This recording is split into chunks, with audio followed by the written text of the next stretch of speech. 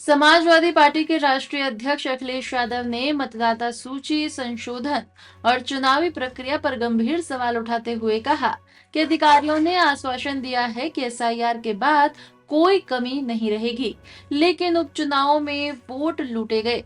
उन्होंने आरोप लगाया कि चुनाव आयोग सीसीटीवी फुटेज किसी दल को नहीं दे रहा और एसआईआर के जरिए साजिशें रची जा रही हैं।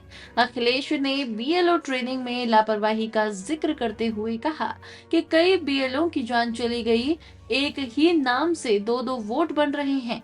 उन्होंने चुनाव आयोग से सहयोग की मांग की कि एसआईआर लगातार और एसआईआर से जुड़ी हुई खबरें लगातार हम लोगों को सुनने को मिल रही हैं।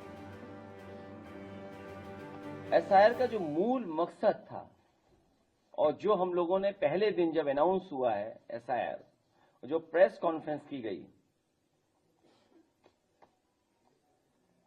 वो यही कहा गया था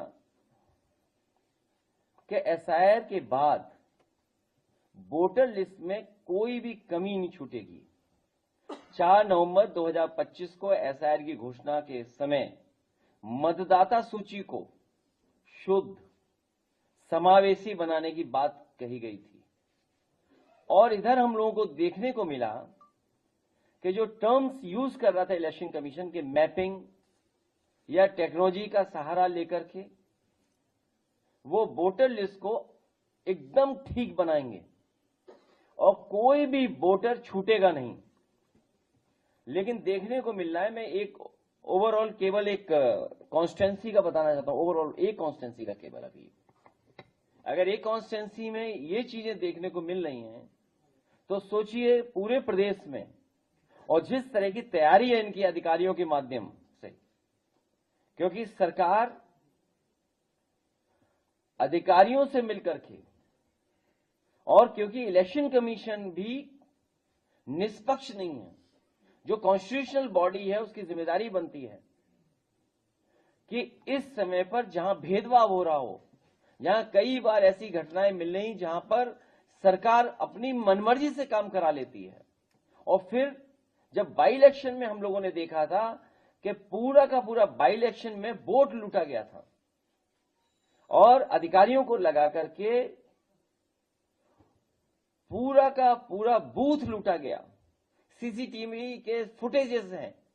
लेकिन इलेक्शन कमीशन ने उसके बाद यह फैसला लिया कि कोई भी सीसीटीवी फुटेज किसी भी पॉलिटिकल पार्टी को नहीं दी जाएगी। वो इसीलिए क्योंकि बाई इलेक्शन में पुलिस ने अपने कपड़े बदल करके बूथों पर जाकर के वोट डाला था, जो बाई इलेक्शन उत्तर प्रदेश में हुआ था। अब वोटर लिस्ट ठीक करने का एसआईआर चल रहा है, जो रिवीजन चल रहा है, इस रिवीजन के माध्यम से भी बहुत सारे घोटाले, साजिश, षड्यंत्र और विपक्ष को कमजोर करने के लिए बहुत सी तैयारी सरकार कर रही है। सरकार मतलब बीजेपी। समय बढ़ाना इसका मतलब पूरी तैयारी नहीं थी, फिर समय बढ़ाना इसका मतलब बिल्कुल तैयार नहीं थे। आखिर कौन सी टेक्नोलॉजी इस्तेमाल करें, कौन टेक्निकल लोग हैं जो उनका साथ दे रहे हैं इलेक्शन कमीशन का।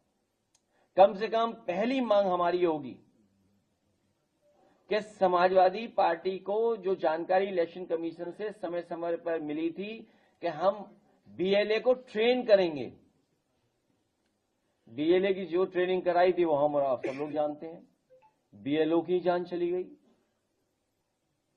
न जाने कितने बीएलओ की जान गई और जान जाने में मदद किसी ने नहीं की।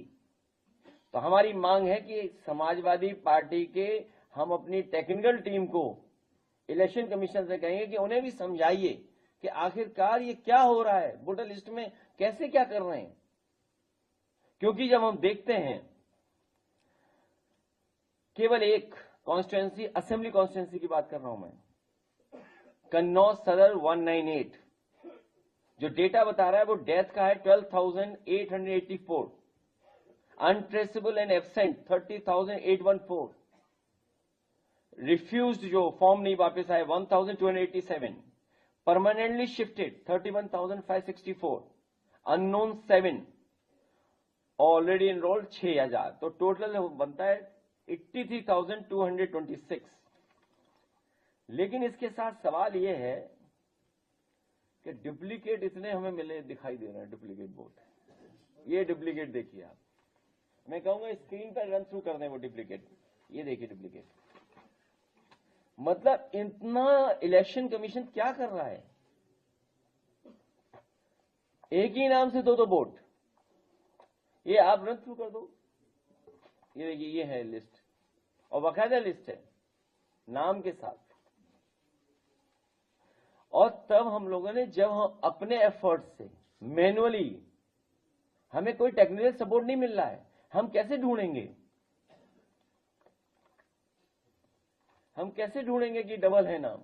हम कितने पन्ने पलटेंगे? तो मेरी मांग है कि इलेक्शन कमीशन हम लोगों का सहयोग करे, वो टेक्निकल एक्सपर्ट्स पार्टी कार्यालय भेज दें, या कोई लैब हो, या कोई ट्रेनिंग इंस्टीट्यूट हो, वहां हम अपने वर्कर्स को भेजेंगे बूथ स्तर के, जिससे कि वो भी ट्रेन होकर के आए और ये पता कर सकें कि कोई डबल वोट तो नहीं बना लिया बीजेपी ने, या फर्जी वोट तो नहीं बना लिया है, क्योंकि अब फर्जी वोट बनाने की तैयारी कर रहे हैं लोग।